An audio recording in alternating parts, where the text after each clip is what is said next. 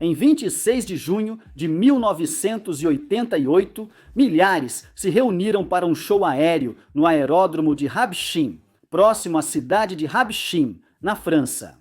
Um dos destaques seria um voo rasante do novíssimo Airbus A300 e 2011 da Air France. Essa aeronave de última geração inicialmente encantou a multidão com um voo rasante incrivelmente baixo e lento, mas então, para o horror de todos que assistiam, não conseguiu subir. No final da pista, a enorme aeronave avançou diretamente para uma floresta, desaparecendo entre as árvores e provocando uma imensa explosão de fumaça e chamas.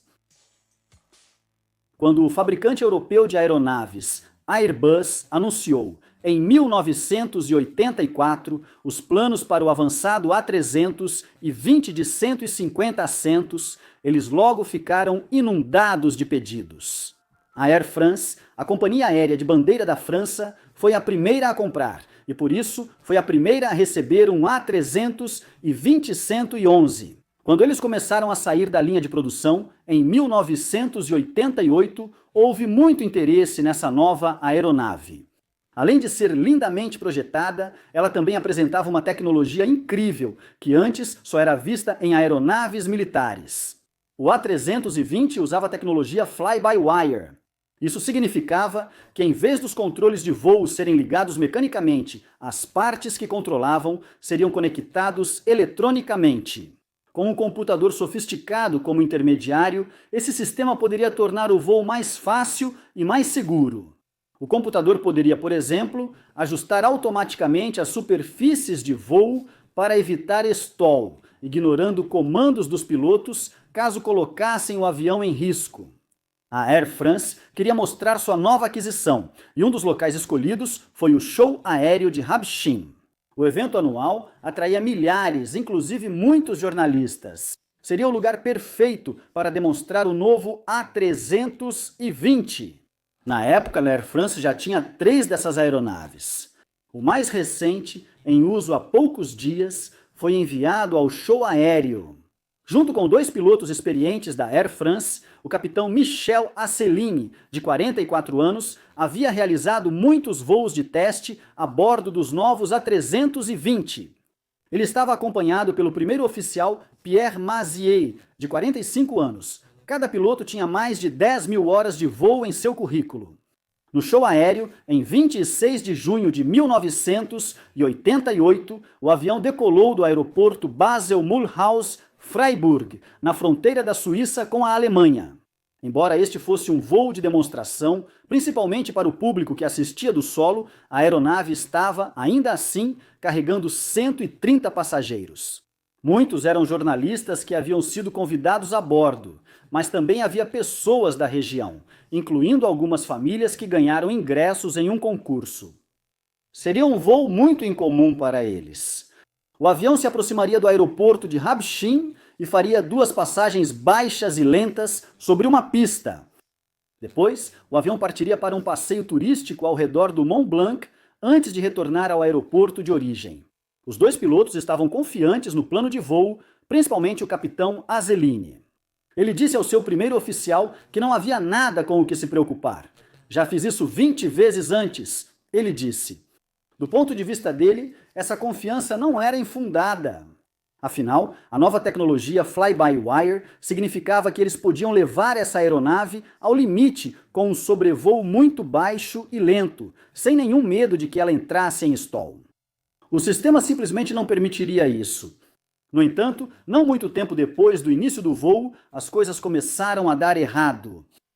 Os pilotos não conheciam Habshin, e o pequeno campo de pouso não estava programado no computador de voo, deixando-os com a tarefa de localizá-lo visualmente. Quando finalmente conseguiram localizá-lo, eles estavam mais próximos do que o ideal e tiveram que fazer uma descida rápida e íngreme para atingir a altitude correta para o sobrevoo. Além disso, ao se aproximarem, notou-se que as multidões estavam ao longo da pista 34. Eles haviam planejado realizar o sobrevoo acima da pista 02, mas, como não havia espectadores ao longo dessa pista, não fazia muito sentido fazê-lo. Os pilotos fizeram um ajuste de última hora em sua direção para realizar o sobrevoo acima da pista 34. Como resultado dessas mudanças não planejadas, os pilotos tiveram pouco tempo para estabilizar a aeronave na altitude correta. O sobrevoo deveria ter ocorrido a 30 metros ou 100 pés de altitude. Como aconteceu, a aeronave passou raspando sobre a pista a apenas 9 metros ou 30 pés. O grande avião, passando a essa altitude extremamente baixa, foi de tirar o fôlego para os espectadores no solo e tanto emocionante quanto assustador para os passageiros a bordo.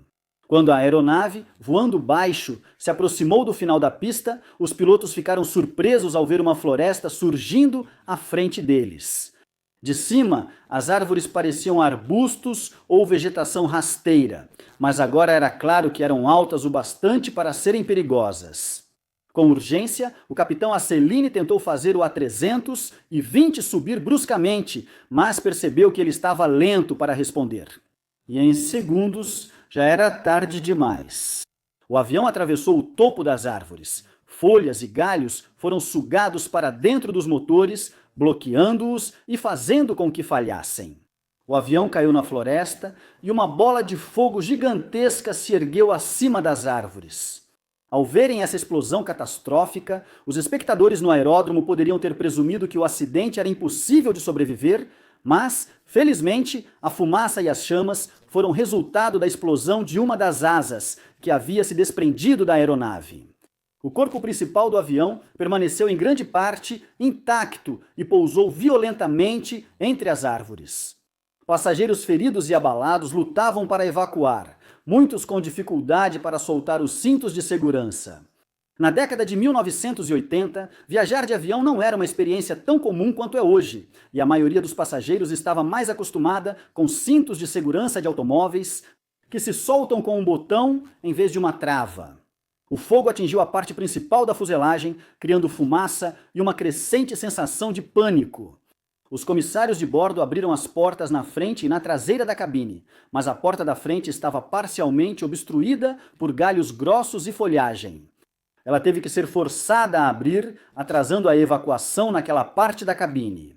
Mesmo assim, em poucos minutos quase todos escaparam da aeronave. Um comissário de bordo hesitou na porta dianteira e chamou por mais sobreviventes, mas não recebeu resposta e não conseguiu ver nada. Através da fumaça cada vez mais densa, eles evacuaram, sendo os últimos a sair do avião com vida. Na verdade, 3 pessoas ficaram a bordo. Um deles era Hervé Lehmann, de 14 anos, que usava cadeira de rodas e não tinha o uso dos braços ou das pernas. Assim, ele não conseguiu evacuar, apesar de quase certamente ter sobrevivido ao impacto inicial.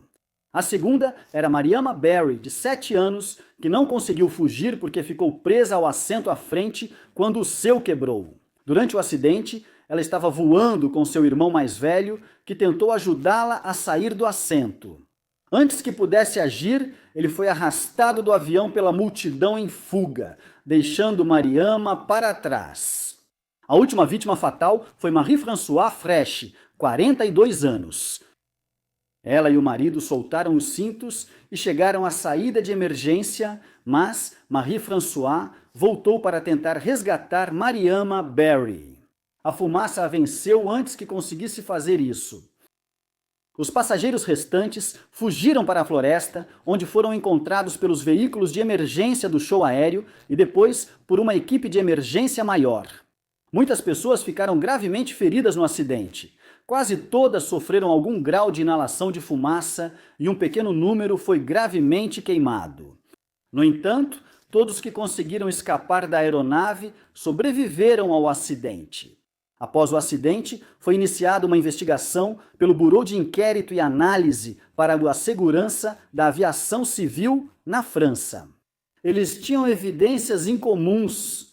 A maioria dos passageiros e os 2 pilotos sobreviveram ao acidente, cuja queda foi registrada em vídeo por um cinegrafista que filmava o show aéreo. Assim, ficou claro que o acidente aconteceu porque a aeronave estava muito baixa. Mas por que ela estava tão baixa? Isso se deve, em parte, ao planejamento inadequado. Os pilotos não tiveram um plano de voo detalhado antes do voo. O plano de voo que receberam foi feito às pressas, só um dia antes do show aéreo, usando mapas que não mostravam a floresta no final da pista 34. Esse plano de voo apressado especificava que o sobrevoo deveria ser realizado a 30 metros ou 100 pés, uma altitude inferior ao permitido pelas normas. Mas isso não deveria causar um acidente. E, no fim das contas, a descida íngreme e rápida em direção a Habshin e a mudança de orientação de última hora para sobrevoar a pista 34 deixou os pilotos com muito pouco tempo para estabilizar corretamente a altitude da aeronave, e eles inadvertidamente voaram muito mais baixo.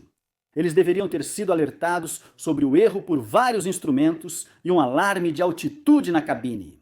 Mas o capitão Asselin observou que o alarme mal podia ser ouvido por causa do barulho da aeronave e os mostradores digitais eram difíceis de ler rapidamente. Ele também afirmou que a aeronave demorou a responder quando ele tentou uma subida de emergência no último momento. De fato, parecia a ele que a aeronave havia inclinado seu nariz para baixo e não para cima, enquanto ele tentava desesperadamente forçá-la a subir. Os investigadores analisaram o novo sistema Fly-by-Wire e confirmaram que ele havia assumido o controle. O capitão Asselin inclinou o nariz da aeronave para baixo, em vez de para cima, no último momento crítico. Mas essa não foi a causa do acidente, e sim o sistema Fly-by-Wire corretamente impedindo que a aeronave entrasse em stall. Se não tivesse anulado os comandos do capitão Asselin, a aeronave quase certamente teria entrado em stall e caído na floresta. De qualquer forma, a responsabilidade final, então, recaiu sobre os pilotos, sobre a Air France e sobre os organizadores do show aéreo. 5 pessoas, incluindo ambos os pilotos, foram consideradas culpadas de homicídio culposo. A maioria recebeu sentenças suspensas, mas o capitão Asselin foi condenado a 10 meses de prisão por seu papel no desastre. Após esse acidente, passageiros nunca mais foram permitidos em voos de demonstração, e os pilotos que realizavam esses voos passaram a ser obrigados a fazer treinamento extra para garantir a segurança. Na França, os cintos de segurança foram adaptados para serem abertos com um só movimento, e uma demonstração visual de como soltá-los passou a ser feita antes de cada voo nos Airbus. Os alarmes de aviso de baixa altitude foram adaptados para serem significativamente mais audíveis, passando a soar nos fones de ouvido dos pilotos e não apenas na cabine em geral. Sobrevoos em baixa altitude ainda ocorrem ocasionalmente em shows aéreos. Mas, quando são realizados, eles são cuidadosamente planejados, revisados e gerenciados para que nunca mais coloquem vidas em risco durante a demonstração de uma aeronave.